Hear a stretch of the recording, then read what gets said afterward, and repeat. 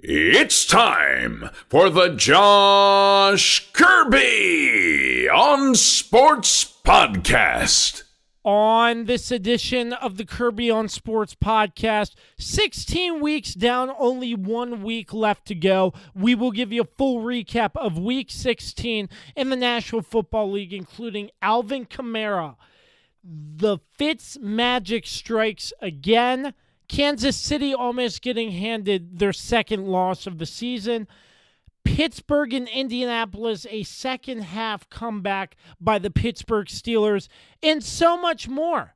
But before we begin, we would like to thank our sponsors, Regroup Building Services, where we do the honeydews that your honey don't, PM Plus Reserves, and Shenandoah Primitives. Big thanks as always to Dave Johnson, MPT Now Productions, and Productions by Quet for all their support of the Kirby on Sports Podcast. Episode 101 of the Kirby on Sports Podcast comes your way right now.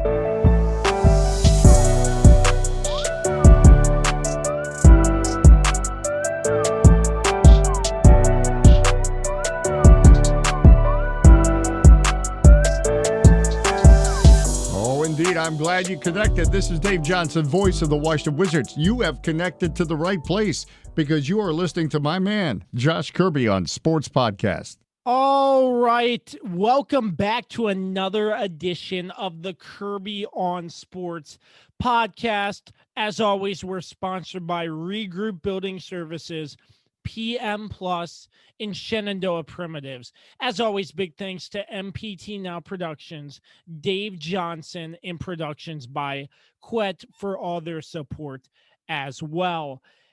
One more week left to go. We have Week 16 action in the National Football League. And once again, I still can't believe we have gotten to Week 16 with no game cancellations or league suspensions due to the fact that COVID and you know the whole story. So here to break down Week 16 in the National Football League is co-contributor, lead contributor for the Kirby on Sports Podcast, Dan Dembski. Dan, good to hear from you again, sir. I hope you're doing well and staying safe. How have you been?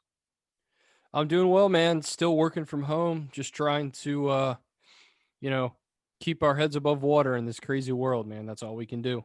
The sense of normalcy here is football. Football has really given us a sense of normalcy during this pandemic, and it's just great. And with one more week left to play, I just think hats off to the NFL. Yeah, that's what I was going to say. They've done a fantastic job. Very strict protocols and testing, and a couple outbreaks here and there. But most of all, the NFL's done a good job of keeping it contained and doing a great job making this season happen. So hats off. Huge congratulations to them. Yeah, so hats off to the NFL with 1 week left to go. Hopefully I did not jinx anything, but let's break down Week 16. A lot to get to. There was no Thursday night game. They actually pushed Minnesota and New Orleans to Christmas Day. So that was pretty exciting seeing a game on Christmas Day, because usually you don't normally see a game on Christmas Day unless Christmas Day falls on a Sunday. On a Sunday, right. And they would only put one game on Christmas Day and push the rest of the games to that Saturday, the Saturday before Christmas. So, yeah, I mean, that hasn't happened in a couple of years. But anyways, this was a game I could not believe. Like, yeah, I mean, straight up, I'm just going to say it. Alvin Kamara went off. That's an understatement. Merry Christmas, Alvin. Can we get you more than 6 touchdowns for Christmas? I mean, that man just had himself a day. And I mean, his longest run in this game was 40 yards, but he only had 155 yards, so not really big rushing plays.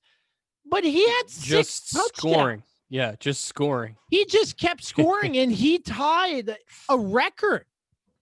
I forget what the record was, but I believe it was back in 1923. 29, 6 touchdowns in a game. Unbelievable. Yeah. I mean, that's never happened before. And Alvin Not in the modern era, no. It was funny because Alvin Kamara broke Clinton Portis. He had 5 consecutive touchdowns in a game, December of 2003. And that stat showed up on TV. So how about that? I found that pretty hard to believe, but that was crazy that he surpassed that record held by Clinton Portis, and he tied a record set in 1923. Other than that, I mean, the game was pretty close in the first half, but like no defense was played by either side. And then Kamara and the Saints just went off. This game was won 90% by Alvin Kamara because you see 95. Drew Brees, 95%. And you see Drew Brees and he just does not look 100%. No. Making sure he's not getting hit so he doesn't get re-injured, because that rib injury, it probably hurt a lot. I can't say from experience, but it probably hurt a lot. And he had 2 interceptions in this game, no touchdowns. He passed for 311 yards, but he still did not look 100%. And the Vikings defense just could not withstand the pressure Alvin Kamara was putting on them. Yeah, I think you pretty much summarized everything. I don't have much to add to that. I will say that, I think this coming up week, they should rest Drew Brees. Look, they've already won the division, Kirby. Yeah. There's no reason to put him out there. Like you said, he didn't look right. I think still trying to bounce back from that injury and, not just health-wise, but trying to get back on track with his teammates too. Just hasn't looked in sync. So I think the best thing to do is just make sure, have him sit out week 17. They're going to have a first-round bye, so the more time he gets to rest, heal up, and and have a couple weeks of full practices, then I think the better for Drew Brees. I did not expect Alvin Kamara to go off like this. I don't think anybody did. This is just like it's basically a once in a lifetime game for anybody. If you just saw the 155 yards, you'd say, "Well, that's pretty crazy." But 6 touchdowns. I still can't soak that in. That he ran for that many touchdowns. And, it goes to show you just how the Saints can beat you, right? They can beat you with things that, you didn't know they could beat you with. Not to say Alvin Kamara is not good, but he single-handedly carried them in this game, like you said, and like I said at the beginning of this segment. So, that's all I have to say. I mean, just a dominant performance. Kirk Cousins played about as well as he could have played. Yeah. But it doesn't matter when you give up 6 touchdowns on the ground to Alvin Kamara. So, yeah, Cousins finished with almost 300 passing yards and 3 touchdowns.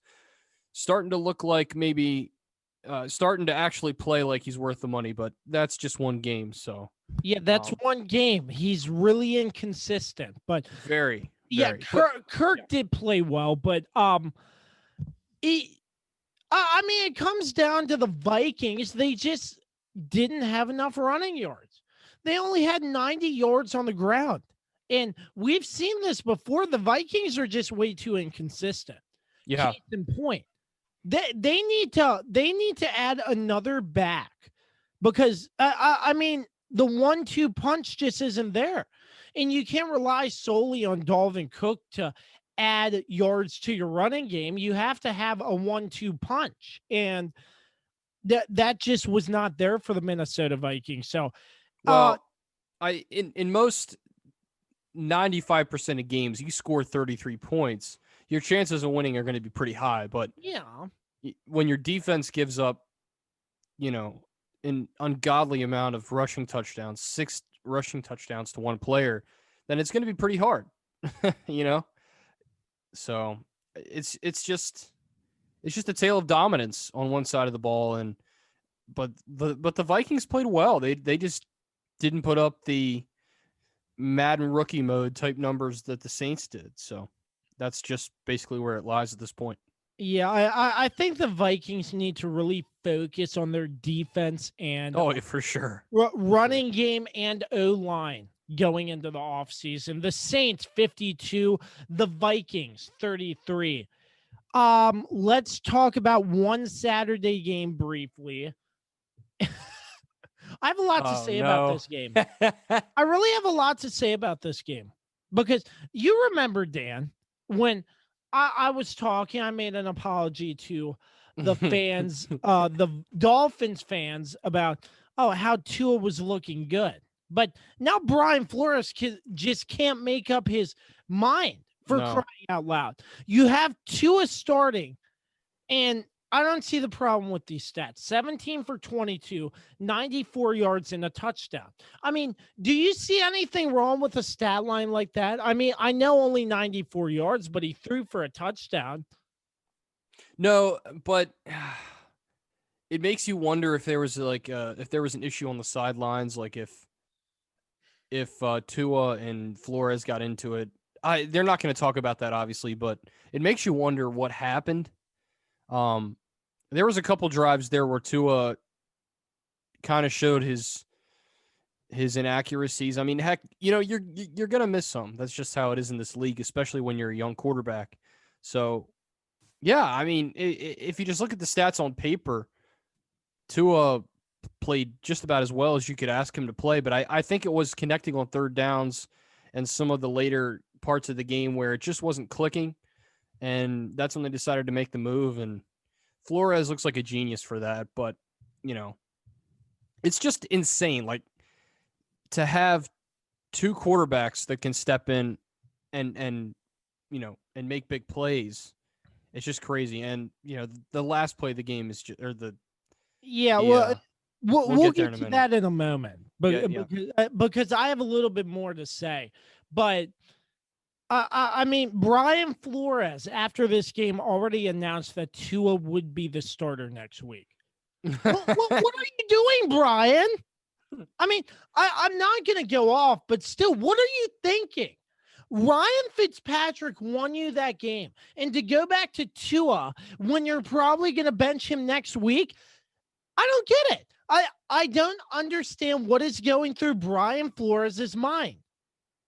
I really can't, because I don't understand why he benched Ryan Fitzpatrick in the very first place, because I don't see what was wrong with his game's play. Yeah, he has some off games, but yes, they don't call him Fitzmagic for nothing. And he lives up to his name. Yep. Yeah, he lives up to his name. And that play getting grasped by the face mask. How did he even throw it? His head is getting torn off. Oh my gosh. I can't believe that. I was watching that game and I was like, oh my gosh. His face mask is getting pulled and he completes a pass right on the sideline. But what the hell were the Raiders doing on defense there? And now let me ask you this. What the hell were the Raiders doing going for the field goal when you were in the red zone and you could have put more points on the board to prevent this from happening? John Gruden stands by that call, but I don't agree with it. I agree with it. Look, there's less than a minute left. The odds are in your favor at that point if you're the Raiders. All you have to do is not do what they did, which is have a complete meltdown and just completely choke the game away. That's the only thing. Like, why in the world was there nobody near that receiver? Like, what? And the ball found its way perfectly to him. It's just insane. It's just, you can't make this stuff up, man. It just blew my mind. And I was very upset because if the Raiders win that game, the Ravens are in the playoffs. You know what I mean? So we couldn't get any help. We had to get some help the next day. We did, and then win. But that's another story for another day. Yeah, Fitzmagic, man, living up to his name, unreal. Just crazy. Absolutely. I can't believe it. But going back to what I said earlier, I'm not sure why Flores benched Fitzpatrick in the first place. And I mean, some people won't say, but I think there's a small little controversy going on within the Dolphins locker room because Brian Flores can't decide who he wants starting on a week-to-week basis. And that's just not right. Because if you're going to say, oh, yeah, Tua's our starter, if we have to go to the backup, or he was talking in baseball terms. And it was essentially your reliever for the ninth inning. And I'm like, I mean, it just doesn't sit right with me. I mean, it's just a personal preference. It does not sit right with me. And I'm very confused by this whole Dolphins situation. Well, I think in that situation, you want to go with a person or a quarterback who's been in those situations so many times in his career. And the reason he has the name Fitzmagic is because of those late game heroics so often. So I don't hate the decision. It's definitely interesting and it's new and it's something we haven't seen very often. You might do that on Madden or something, but you wouldn't do that in real life.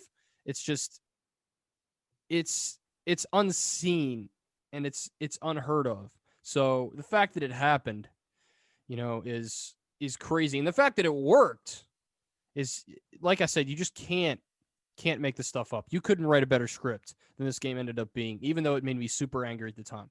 I could not believe it. A face mask getting pulled. That was so dumb. Completes a catch. I was so dumb. Why? Why do you even grab the face mask there? But how does he complete the pass? That's what I'm wondering. I have no idea. It looked like he just kind of threw it up. I mean, if you look at that pass, it was a lollipop throw, but he was so wide open, it didn't matter. So, I mean, in a normal world, that pass gets intercepted 90% of the time, but this is that small percentage where just an insane play happens that sets up the Dolphins for the game-winning field goal. Look, if you just gave up that catch, there was 14, 15 seconds left. Yeah. And they have no timeouts. It probably would have been impossible. It would have been impossible. I mean, they might have gotten up to the line and spiked it, but they were still decently out of field goal range or barely in field goal range, if you want to say that. Yeah. So if you just don't face mask there, you win the game. Like, what are you doing? I don't understand it. And I don't know who the player was who grabbed the face mask, but I would assume he's going to be seeing some of the bench on Sunday. Well, I mean, the Raiders are out of playoff contention, so they're playing for pride, essentially. So doesn't matter. I mean, rebuilding, I think, needs to happen in the Raiders organization as well. Yeah. They have shown some glimmers of hope, but they've been there in every game. See, that's the thing. Yes. And they also beat the Chiefs and almost, like I said before, almost beat them twice. Yeah. So they've showed some promise. It seems like late in games, they just collapse, they crumble, they do something really dumb. And, that really falls back on coaching. You have to be focused in, you have to get your players ready to go. And that's why, I think Gruden deserves a decent amount of blame for a lot of the stuff that's happened this year. Now, I don't know if you can prevent that play. Maybe call a better defense for sure, but it's just crazy. The NFL is so wacky, and that game was the epitome of wacky at the end. Absolutely. It was a thriller. And on Saturday, I hate Saturday games, but I was able to watch that. So it was pretty cool. And I mean, can I just say one thing off a tangent? It's your podcast. Go for it. Who puts a game on Amazon Prime? That is stupid. I definitely agree. It is. What am I going to do? Pull out my phone and watch it on the Amazon app, for crying out loud? Yeah, I don't understand that. I think that was just a failed attempt there. And I think the NFL backs away from that in the future. I hope so. Because maybe I could understand if it was like this game is on Netflix or something, like something that more people have, but so many people don't have Amazon Prime for TV. You know what I mean? Yeah, So because Amazon Prime, I think it's like 120 a year. Don't that's quote not me on bad. that. Yeah. Yeah, Especially as much as I use it, it's not bad. I mean, yeah, but I mean, if you're somebody who loves football but can't afford Amazon Prime, how are you going to watch it? Well, they had a limited trial. I think it was like a 2-week trial or something that they were advertising. But also the advertising for it was not good either. I mean, I don't know if I saw it anywhere. I heard it on a couple podcasts that I listened to, but you're not going to have most of the American population listening to that certain podcast. You know what I mean? Well, no, Just I crazy. will. I will say this: the Thursday night football games where they have it on both NFL Network and Fox, because That works. I remember back in the day, I believe the Redskins were playing the Giants, and that's when before they changed their name, obviously, but still, when when Thursday night football was exclusively on NFL Network, Yeah, I remember those days. they had to make some sort of exception to put Thursday night football on Fox for that game, so people in our market could actually watch the game. Right. So, I mean, that's one thing. So going now, putting Thursday night football on both NFL Network and Fox, along with Prime Video for people who don't have cable, that's fine. But putting Yeah. a game exclusively on Prime Video, I don't agree with that. No, I think in that situation you do Prime Video, but you also do, I think, NFL Network, especially if the game isn't the two most popular teams in the country. I think that was the thought process behind it, is you have two teams that really are not the most popular team in the world, if you will. It's still NFL football and people still want to watch it. I agree with what you said at the top, though. I still think the whole decision was kind of dumb, and I was scrambling to find the game. I didn't know where it was. I was looking on TV. I was like, where is it? Then I saw it was on Amazon Prime. I was like, I'm not even going to waste my time. So I didn't even watch the game live. And it was incredible. Because Amazon Prime even has these features on there that's, I mean, well, one of the features was like an enhanced stat view. Mm-hmm. I've heard about that. I think they put too much effort in, but I mean, the enhanced stat view, I was like, oh, this is pretty interesting. And they also had a section where you could change the language to have the two female play-by-play broadcasters calling the game instead of the normal crew. So, I mean, obviously, female inclusion, women in sports is a big deal. So yeah. I found that to be very interesting. I can't recall the two women's names, though, but there were two women who ended up calling the game on a different channel inside of Amazon Prime. So I found that to be really interesting, but still, I think they're putting way too much work into just a single Prime video game, but still the women in sports, I was really impressed with. I think the goal, the target market for that is people our age who, are cutting the cord at a higher rate than maybe our parents and grandparents who tend to stick to cable TV. So, I mean, I understand the thought process behind it, but it needs more advertising. I think I may have seen a couple commercials in the last couple weeks on TV during football games that was, but they didn't mention this is strictly on Amazon Prime. They just said you can watch it on Amazon Prime, which leads a lot of people to think that you can catch it in a couple different ways. But I understand what they're trying to do. I just think the execution of getting people to watch the game was a little bizarre. But I have seen that Amazon, like I think it's Amazon Web Services or something, where they have all the, like you said, all the different stats. Yeah. I don't know if they have different camera views or not, but I think I've heard they have, and stuff like that. That's pretty cool. But anyways, if you want to talk about the game now, we can. Yeah. We spent a long time talking about Amazon. Yeah, Amazon. But anyways, the two broadcasters were Hannah Storm and Andrea Kramer. Okay. Andrea Kramer, I good. haven't heard her name in years. Yeah. Last time I heard her name was probably 2008 on a CBS broadcast. Oh, yeah. And Hannah Storm, she was, I'm not sure if she's still on ESPN, but she was on Sports Center's cast for a while. Long time. Yeah. I'm not sure if she still is or not. I have to check. Yes, so Miami 26, Las Vegas 25. Let's move on to the next game. The Kansas City Chiefs almost got handed their second loss of the season. Younghoe Koo could not come through, misses a field goal. Sorry. Uh-oh. You said 26-25. That was the Miami Vegas game. Yeah, that's what I said. That was on NFL Network. The game on Prime was the Cardinals and the 49ers. Oh yeah, that wasn't it. I was just talking about the Saturday slate of games and how the 49ers and Cardinals were on Prime Video. Oh, okay. I'm sorry. No, I thought we were going to talk about that game more, but that's okay.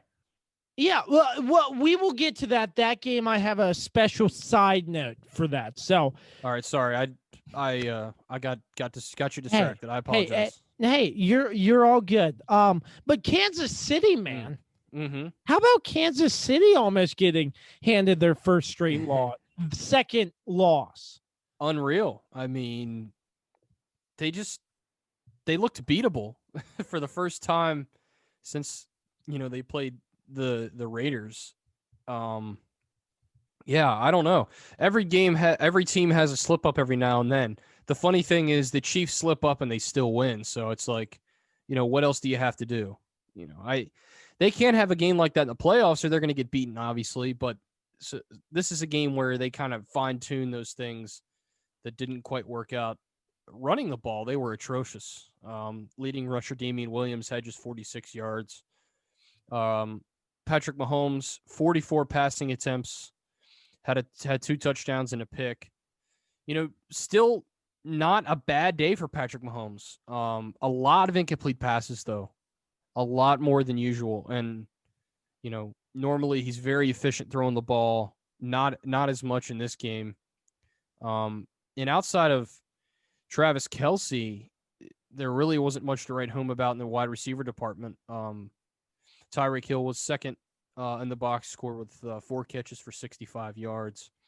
But Josh, I just think this is a Falcons team with nothing to play for, obviously, who bowed their necks and showed a little pride here in this game and played really good defense, and just didn't make enough plays to beat Kansas City. But certainly a really, really good game. A lot better of a game than people expected.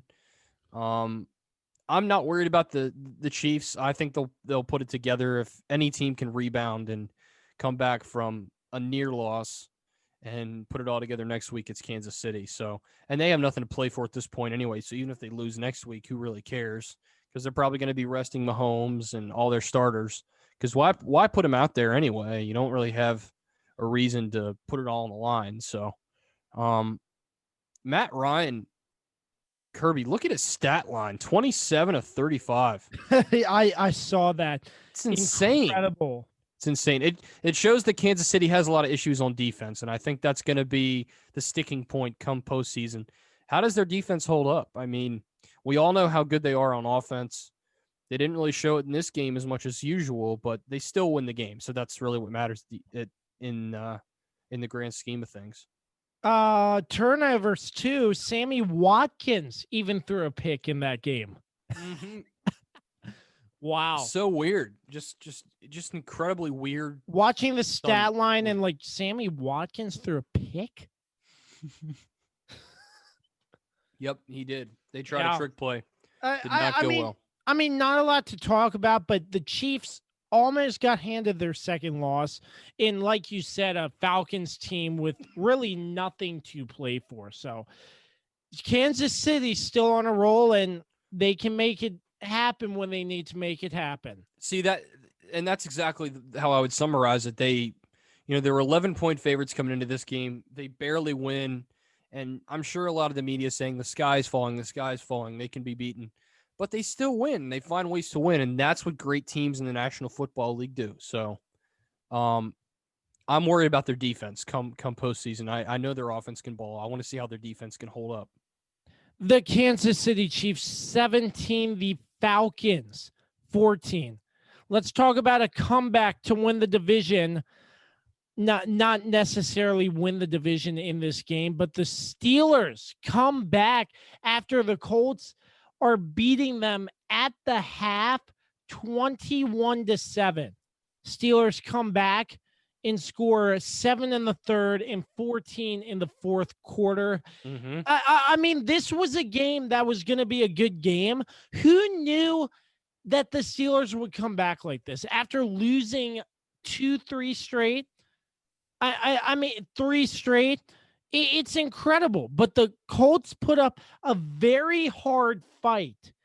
But the Steelers really needed this win as a confidence booster because after their loss to Cincinnati, I wasn't sure if they would have enough gas in the tank to beat this Indianapolis Colts team at 10-5. Yeah. They look great still. Phillip Rivers still putting up almost 300 yards a game. And Big Ben just balling, 34 for 49, 342 yards, and 3 touchdowns in the game. But, I mean, this Colts team was great, but the Steelers just fought, in my opinion, in the second half to get this win as a confidence booster. Yeah, this was really this game was the tale of two halves. The Colts came out 21-7 at half, like you said, 24-7 about midway through the third quarter. But the Steelers pulled out like a vintage moment in them, and I know they've been hounded upon the last 3 weeks for obvious reasons, but they're still a team that's very dangerous, and they looked like the old Steelers in the third quarter, but especially the fourth quarter. Ben, like you said, 342 yards, 3 touchdowns. The old man looked young again. And at the end of that game, you're just sitting there almost like shocked that it happened, I think. At least I was. That, he does it again. Just when everybody says Big Ben's done. I mean, heck, I've said it. I can't say that I haven't, but he pulled out a vintage Ben moment, and in such classic fashion, like he's done so many times in his career, he answers the bell. He comes out. They just dominate. He barely misses any throws. I mean, I don't have the stats on that, but it just seemed like he was connecting on everything. And that's really what this offense did in the third and fourth quarter, and they need to do is you don't have to go deep down the field. They run crossing routes and short stuff pretty well. And they have the speed in Juju Smith-Schuster and Deontay Johnson and Chase Claypool, where those guys can take the ball about 5 or 6 yards and take it for 30 or 40 yards. You know what I mean? So it's just insane. And, another thing that I don't think is getting talked about enough is how well Pittsburgh's defense adjusted, Josh.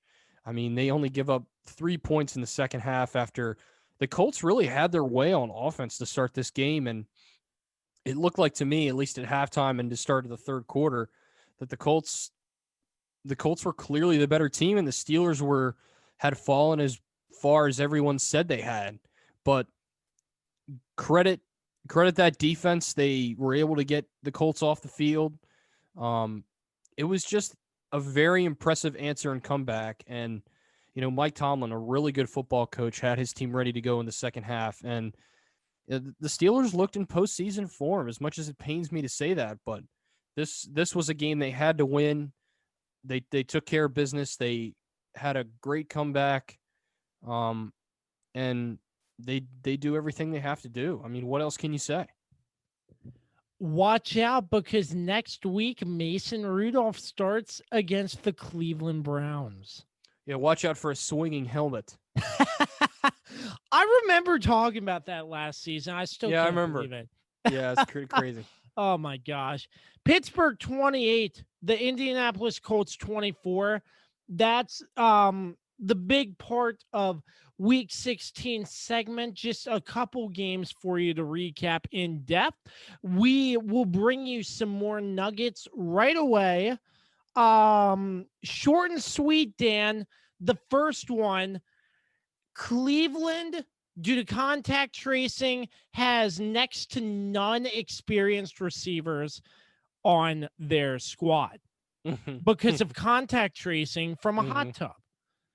And seems like the Jets take advantage, getting their second win of the season, helping your Baltimore Ravens out a great deal. They get the win. Yeah. The New York Jets 23-16 against this Cleveland Browns team. Pretty much shocked Cleveland fans around the world. Yep, Cleveland came out flat, not just throwing the football, but Nick Chubb, their leading rusher, 28 yards. Yeah, they couldn't get anything going on offense. And credit the Jets. Sam Darnold, he had a really nice touchdown pass to Jamison Crowder in this game, and this, and vice versa. This is an embarrassing loss by the Browns. It really is. Even with the receivers missing, they still couldn't run the ball with Chubb and Hunt, who were two great running backs. So, it just didn't happen for him. And Baker, no touchdowns. So they just came out flat. And I think you could say that they looked past the Jets. I think it's safe to say that. So, the Jets figured we lost the number 1 overall pick. We might as well start trying now, win 2 straight games. It's just, again, like I said earlier, you can't make this crap up. It just writes itself. So with that win, the Jacksonville Jaguars clinch the number 1 overall pick in the NFL draft. And not to mention, Jamison Crowder threw for a touchdown pass himself. So yeah, that was very interesting. Let's talk about one more briefly. Frank Gore. The man's a tank. He's ancient. And Field Yates of Twitter reported that he will not be playing week 17 due to a lung injury. But Frank Gore's rushed for over 16,000 yards in his whole career. That's a milestone. And he broke that in this game. But what a career Frank Gore has had if he decides to hang it up after this year. Yeah, I think those numbers speak for themselves. Statistically, he's been one of the greatest running backs of all time. He's not talked about enough. When you talk about just the running backs of his generation, I think he's often overlooked. We'd rather talk about, some of the running backs of yesteryear than we would looking at a legend in Frank Gore. He's definitely a Hall of Famer. He's been a fantastic contributor for so long in the NFL, for many years, of course, with the 49ers. And maybe the reason why he's not talked about as much is because he hasn't really won a Super Bowl on any team. So somebody needs to sign him and give him a commemorative Super Bowl or something like that, because he deserves it. But just his numbers are just mind-boggling, and he's underappreciated, and we should recognize greatness, and he is greatness at that position. All right, the next nugget we have, we're going back to the Amazon Prime game, the San Francisco 49ers and the Arizona Cardinals. Yeah, sorry about that. No, you're fine. But, I mean, this game, Kyler Murray just did not look comfortable.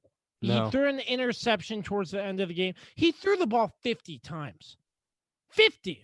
And, I mean, this game was just a battle of two semi-good teams trying to make it into the playoffs. They still have the 49ers don't, but still the Cardinals have a shot to make it to the playoffs. And CJ Beathard was in for the 49ers.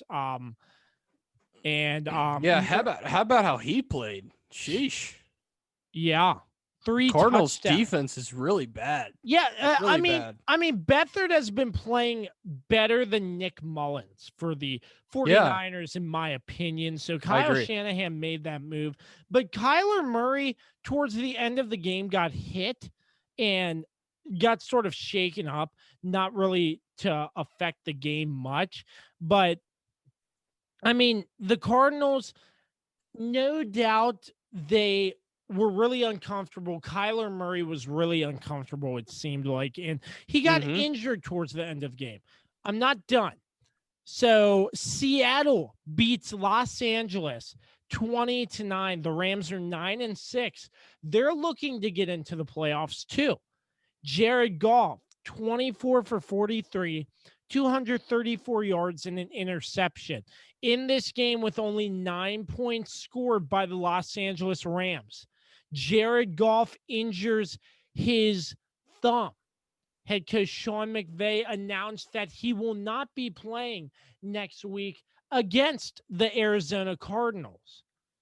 And I'm like, yeah, obviously that's a pretty serious injury. He had surgery almost right away. They're hoping he will be back in time for the playoffs. And Kyler Murray is questionable next week against the Rams. So we could have a game that decides who makes it into the playoffs between the Rams and the Cardinals with 2 backup quarterbacks. For the Cardinals, you have Chris Streveler in his first season from South Dakota. And for the Rams, you have John Wolford, first season with Wake Forest. If this happens, a game featuring 2 brand new backup quarterbacks in the fight for a playoff spot. Just can't wrap my head around that. So, can you script it any better than that? Like I said, you just can't make this stuff up. Like the Rams signed Blake Bortles again. Well, they should honestly put him in there because at least he has experience. I'm not sure if Kyler Murray does end up playing, that would be huge. But it says yesterday they asked Cliff Kingsbury and he said he's hopeful that he'll play. But that he didn't give any specifics and things like that. So I think questionable is still the verdict on that. That would it's going to be. Yeah, it's going to be a Friday, Saturday decision as to whether or not he's going to play. I'd be willing to bet, or at least a Friday, Saturday announcement. The team's going to know before then. But that you can't write this stuff any better than that. That's just insane. But yeah, Jared Goff's injury pretty serious. So the fact that he got surgery, and that was on his throwing hand, right? Yeah, I believe it was. Yeah, so see, because if it's on your non-throwing hand, well, I don't know. You still have to sort of cradle the ball a little bit. I don't know. What do I know? I'm just a schmuck talking football. I've never broken my thumb, and I'm not going to go out and play football. So, yeah, it's just insane. But it should be a fun game. No doubt. All right, let's get into the next nugget. I'm taking this term from Alex Alcazaz. Shout out to you, Alex, of the Bear of Texas podcast, part of his Dallas Cowboys discussion segment. I've been on his show twice so far. Yeah, he's a really great person, so make sure you find him out, the Bear of Texas podcast. So he calls this division the NFC Least, and there's a good reason for that. And this is a multi-part nugget for you. First and foremost, we all know Dwayne Haskins in his situation where he goes out to a strip club, partying with strippers without a mask, puts the team at risk. They decide to start him against the Carolina Panthers. And your Ravens beat the Giants. So with 1 week left to play, the Washington football team could very well have wrapped up this division. Mr. Dwayne Haskins, 14 for 28, 154 yards and 2 interceptions. They bring in Taylor Heineke too little, too late. In Miami, it was garbage time stats. You all have seen the game. But Carolina just smacked Washington in the mouth.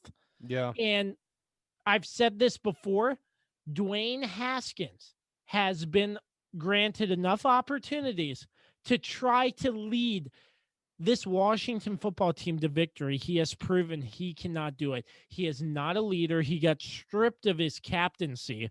And I mean, it just goes to show you this Dwayne is way too young. He needs more experience, and it's crazy. So after this game, they bumped Dwayne down to third string. I'm like, oh, yeah, okay, Alex Smith might be prepared and ready. If not, it's the Taylor Heineke show.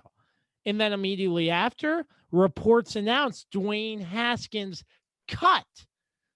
I mean, I want to get your thoughts on this, Dan, but first and foremost, I'm just glad he's gone. He was absolutely not good for the culture of this team, and I'm glad they didn't keep him around longer. Dan, my question to you, some people think, why wait till the end of the season? Do you think he should have been let go earlier, later, or towards the end, late after the season were to end? In my opinion, I think he should have been released a long time ago. But I think his snowball effect, the stuff just kept piling up. His strip club incident, his poor performance, and they just let him go. But do you think they should have waited to the end of the season, or do you agree with the timing on this? That's tough because I think we spoke about this a little bit before, all this stuff started going down. And I think I told you that you wait till the end of the season. I think we had a debate about this actually over Facebook Messenger. But, it's the team is really put in a tough situation. If this in non-COVID normal times, I think you wait till the end of the season. You make that decision.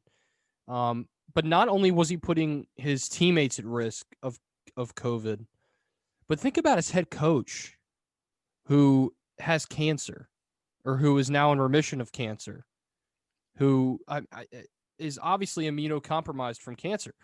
You're putting your head coach at risk.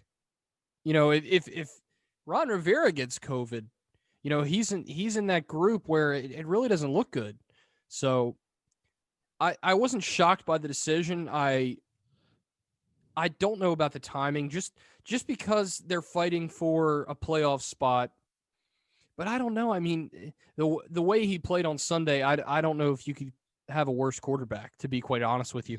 And maybe they go out, it's probably too late now, but I was kind of surprised they didn't go out and get somebody who's a free agent or, somebody they could get for cheap. A veteran guy with some experience and have them play in this last game of the season. But I understand the timing of it. I mean, I kind of disagree with it. I think you wait until the end of the season and see how it plays out, but he's really underperformed. If he throws a single touchdown pass against the Panthers on Sunday, I think it's a different story. I guess he did. I don't know why is this thing? Hold on a second. Sorry. He didn't throw a single touchdown. No, Heineke's the that one was Heineke. who Correct. threw the touchdown in garbage time. Right. Yeah. I'm not gonna. I don't know. I'm not. What's happened, but this game could have been a lot closer. I feel like the referees missed a huge call, a fumble recovery. They called forward progress. Yeah, that's what I saw. The ball that was on the ground, and then they blew the whistle. So I it was a little weird. Like that would have been called under the booth as a review, but I mean, it's in the past. But I mean, straight up, Carolina smacked Washington in the mouth. Also, the secondary in this game for Washington was really bad. I mean, man, they got tons of pressure on Bridgewater, and I think they sacked him 3 or 4 times. I don't have the stats right here. But Chase Young was unreal, man. I mean, under any circumstances, it doesn't matter if you're down by 50, up by 50. That man's going to. That guy has heart. He has does. heart. He just doesn't give up. He doesn't give up. He does. And, so yeah, it's a messy situation. I think going back to Haskins, I think it's the right decision because I think you've given him several opportunities. Like I said, the timing of it, I kind of disagree, but I also understand this is a new culture they're trying to build in Washington. We've heard them say that all off season with all of the allegations against Dan Snyder, of course, the former radio announcer Larry Michael, and so many other team employees.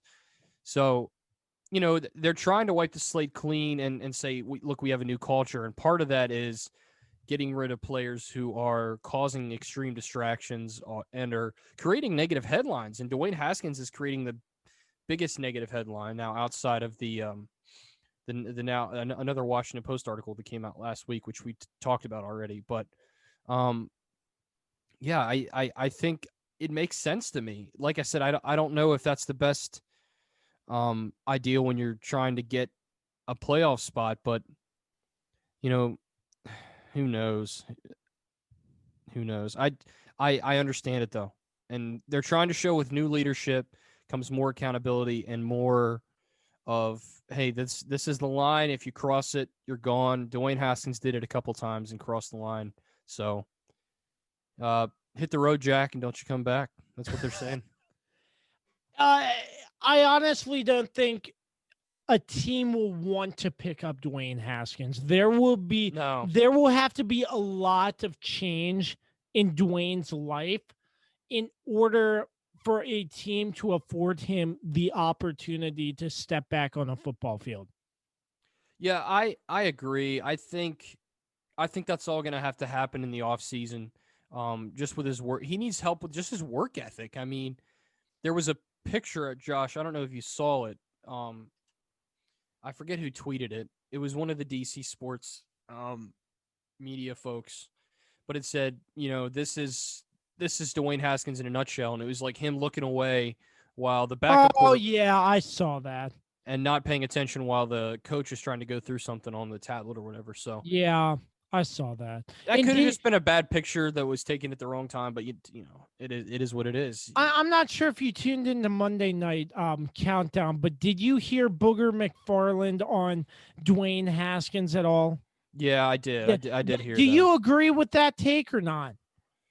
I think as far as Dwayne Haskins is concerned, maybe. But I heard another side of it, and I think I agreed with it too.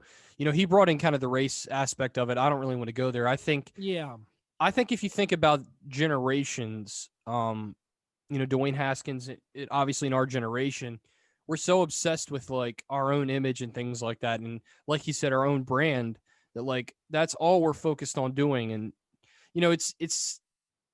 I kind of agree with that. I think some people are just like that. And like he said, football it's a job, it's not a game. So I agree with that part of what he said. I didn't necessarily agree with the entire thing. I understand where he's coming from, and I think he made some good points. But yeah, I think Dwayne Haskins isn't focused. I'm sure he's driven, but he hasn't shown it. And he's not someone you can depend on. And when you have a franchise player that you draft early on in the draft, they're going to be the future of your franchise. You have to make mostly right decisions, and he's just made too many wrongs. And like I said, hit the road, Jack. Don't you come back. That's all it is. I will leave you with this from ESPN Stats and Info at ESPN Stats Info on Twitter. Washington has drafted 5 first-round quarterbacks in the modern draft era. Only one has started a playoff game. Of those 5 QBs, none played more than 4 seasons with Washington. And that Keith quarterback Schuler was in RG3, 1994. correct? Patrick Ramsey in 2002. Jason Campbell in 2005. RG3 in 2012 with one playoff start in Dwayne Haskins. All 5 of these quarterbacks have losing records. Yeah. There's got to be a change. Well, it won't be soon. It starts now, though. It starts this offseason. It starts with getting Dan Snyder to sell the team. I think that's got to be step one. And I think I said that today on social media, and I've always felt that way. I mean, every time. I mean, he says he's getting extorted out of his position. I'm like, all this drama. Well, it's he not should just be. Dwayne. Yeah. It's Dan, too. There's an article that comes out every week about more payments for, sexual harassment or whatever the case may be. So, that's on him. I mean, that's squarely on him. So it's just a complete mess. And the only way they're going to move on from that is just to get Dan to sell the team or have the minority owners just buy him out or whatever the case may be. But they're always in the headlines, and it's always for negative stuff. And Dwayne Haskins, that's a little easier problem to solve. You're not paying them too much money. You can kind of cut them loose. It's a little harder situation with the owner of the football team, though. Okay, the next part of this nugget. The Dallas Cowboys whip up on the Philadelphia Eagles 37-17. The Eagles are now eliminated from playoff contention. The Washington football team play the Philadelphia Eagles in Week 17. That game was just recently flexed to Sunday Night Football. Flex. Yeah. So the Dallas Cowboys play the New York Giants. The Washington football team plays the Philadelphia Eagles in the NFC Least. If the Washington football team wins, they control their destiny and they win the NFC East. If the Washington football team loses and the Dallas Cowboys beat the New York Giants, Dallas wins the division. If the New York Giants beat the Dallas Cowboys, the Giants will win the division. The Giants, they can either next week make it into the playoffs or have a top 5 draft pick. Wow. That just goes to show you how great this NFC Least is. That is sad as hell. Wow. Yeah, absolutely. And the last nugget, short and sweet, the Buffalo Bills sweep the New England Patriots for the first time in who knows how long. And Bill Belichick probably has to replace a phone inside of Gillette Stadium. Yeah, he was pretty upset. Yeah, man. Wow, what a game. Allen was just locked in. Oh, yeah, absolutely. Buffalo, I think, is the team that, even though they're the 4th seed, they're battling for that 3rd seed too.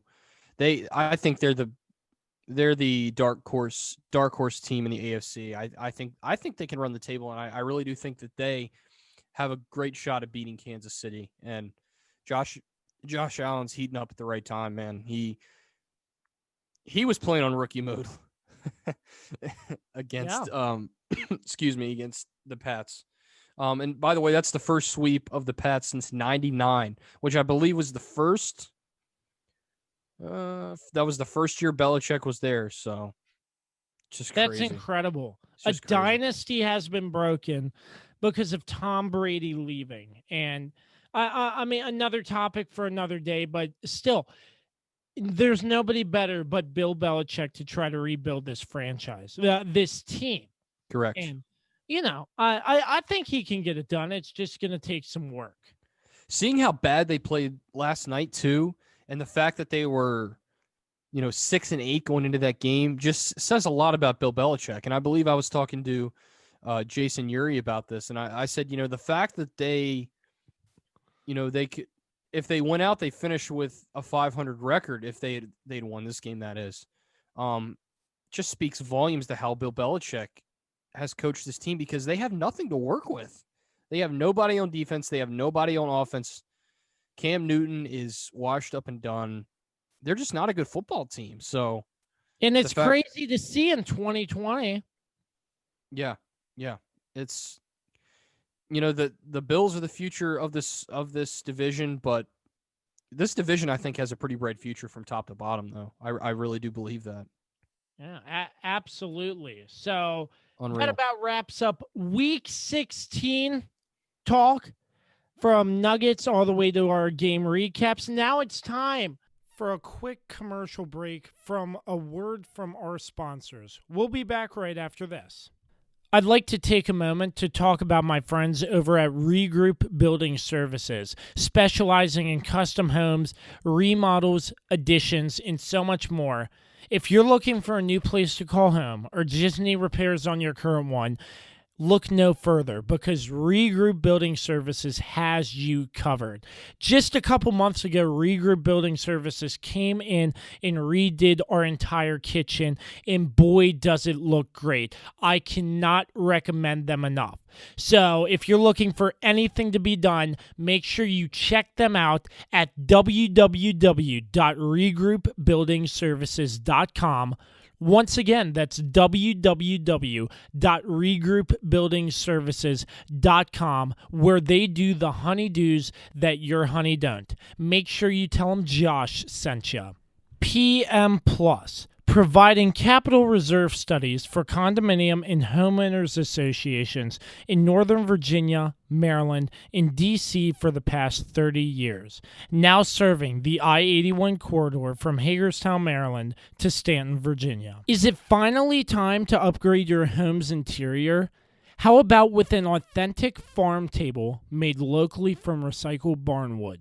Shenandoah Primitives, based right here in Winchester, Virginia, makes farm tables, benches, tables, coffee tables, and a long list of other items for your home decorating needs. At Shenandoah Primitives, function and style are combined for great furniture that will last generations.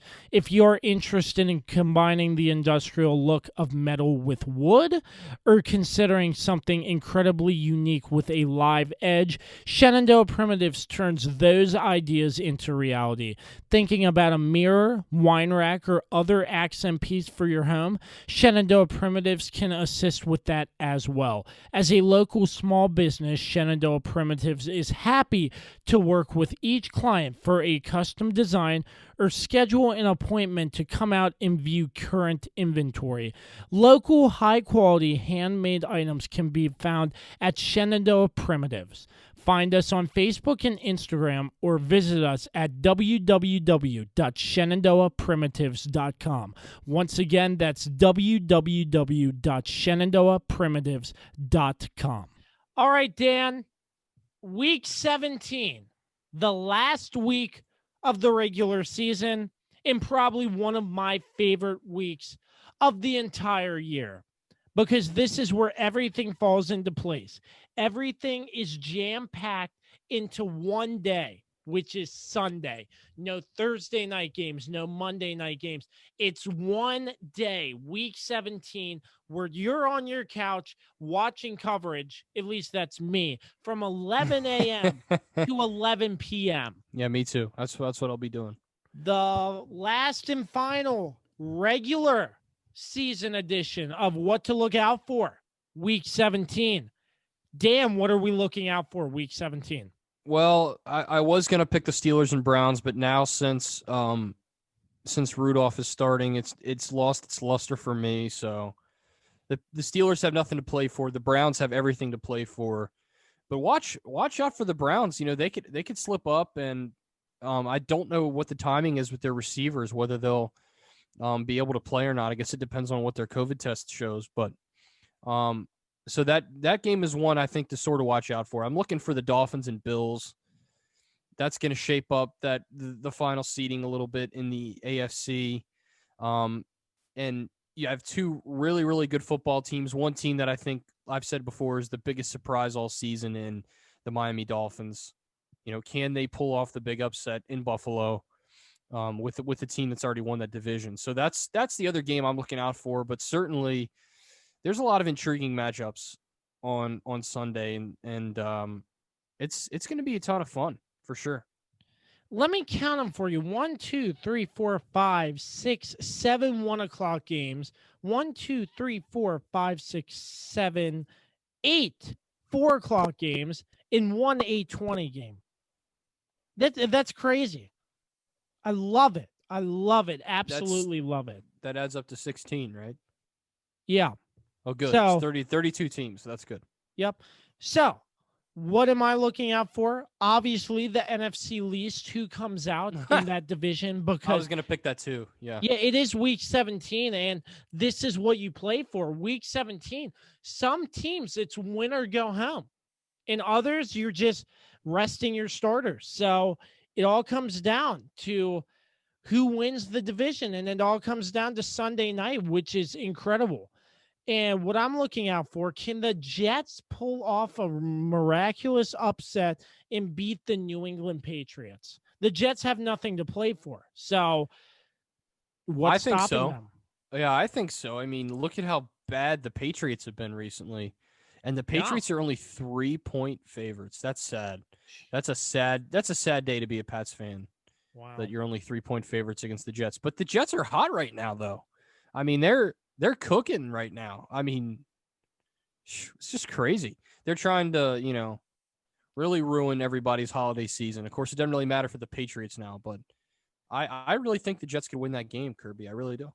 Absolutely, my man.